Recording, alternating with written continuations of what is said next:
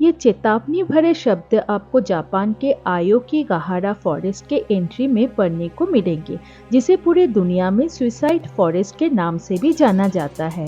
क्या आपने कभी जापान के आयोकीगाहारा जंगल के बारे में सुना है? यदि नहीं तो मैं आपको इस वीडियो में बताती हूँ इस जंगल के मिस्ट्री के बारे में।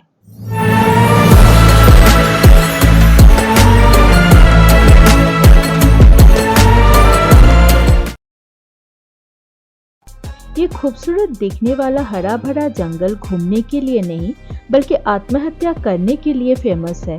काश ये एक मजाक होता, लेकिन ये जापान के इस खूबसूरत लेकिन भयानक देखने वाले जंगल के पीछे का पूरा सच है, जो जापान की राजधानी टोक्यो से 2 घंटे से भी कम की दूरी पर है। अपने बच्चे, अपने परिवार के बारे में ध्यान से सोचें और आपका जीवन आपके माता पिता का एक अनमोल उपहार है। ये लाइन आपको जंगल के एंट्री करते टाइम पढ़ने को मिलेंगे।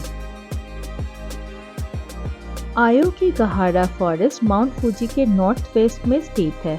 लगभग 35 स्क्वायर किलोमीटर के विशाल क्षेत्र में फैला आयोकीगाहारा का जंगल पत्तों से इतना घना है कि इसे पेड़ों का सागर भी कहा जाता है। यहाँ खो जाना काफी आसान है, लेकिन जंगल के घने होने के कारण बाहर आना लगभग असंभव है। ऐसा कहा जाता है कि ये जंगल यूरेई का घर है, जिसका जापानी पौराणिक कथाओं के अनुसार अर्थ है मृतकों के भूत। ऑफिशियल रिकॉर्ड के अनुसार 2003 में जंगल से लगभग 105 बॉडीज खोजे गए थे और उनमें से अधिकांश गंभीर रूप से घायल हो गए थे या जंगली जानवरों द्वारा खा लिए गए थे। अधिकांश जापानी स्पिरिचुअलिस्ट का मानना है कि ये सब आत्महत्याएं पैरानॉर्मल एक्टिविटीज की वजह से हो रहे हैं। दूसरे, इस एरिया में वॉल्केनिक मिट्टी द्वारा मैग्नेटिक आयरन के डिपॉजिट्स के कारण सभी आधुनिक उपकरण जैसे कॉम्पास और मोबाइल फोन यहाँ विफल हो जाते हैं। कॉम्पास अजीब व्यवहार करता है और गलत दिशा दिखाता है, जबकि मोबाइल फोन सिग्नल प्राप्त नहीं करते हैं। तो अब आप जान गए हैं कि जंगल से बाहर आना असंभव क्यों है, क्योंकि जंगल के अंदर कुछ काम नहीं करता। लोगों के मुताबिक आत्महत्या करने वाले लोगों के बॉडीज को जंगल में अकेले नहीं छोड़ा जाना चाहिए, इसीलिए फॉरेस्ट डिपार्टमेंट उन्हें वापस ले आते हैं और इन लाशों को स्थानीय वन पुलिस स्टेशन के एक विशेष कमरे में रखा जाता है।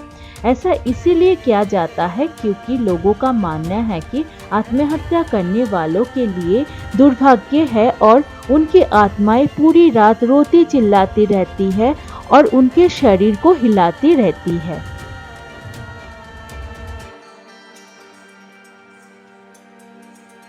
प्राकृतिक रूप से सुंदर होने के कारण इस स्थान पर बड़ी संख्या में टूरिस्ट और कपल्स आते हैं, जो यहाँ से माउंट फूजी की सुंदरता को देखने आते हैं। जो लोग देखने के लिए जंगल में जाते हैं वे अकेले नहीं जाते हैं और खोने से बचने के लिए मार्कर के रूप में अपने साथ एक प्लास्टिक टेप भी रखते हैं। वे पेड़ों को प्लास्टिक रिबन या टेप से मार्क करते रहते हैं और पेड़ों के चारों ओर एक लूप बनाते हैं, जिससे उन्हें वापस जाने का रास्ता खोजने में मदद मिलती है। इसके अलावा जंगल के कुछ अनोखे पेड़ों का घर है, जो 300 साल से भी अधिक पुराने हैं, जो जंगल की एक विशेषता है। इसीलिए जब भी आप यहाँ पे आओ, रास्ता मत छोड़ो और हमेशा संकेतों का पालन करो। कभी भी अकेले न घूमो। मार्कर के रूप में हमेशा एक प्लास्टिक टेप या रिबन अपने साथ रखो।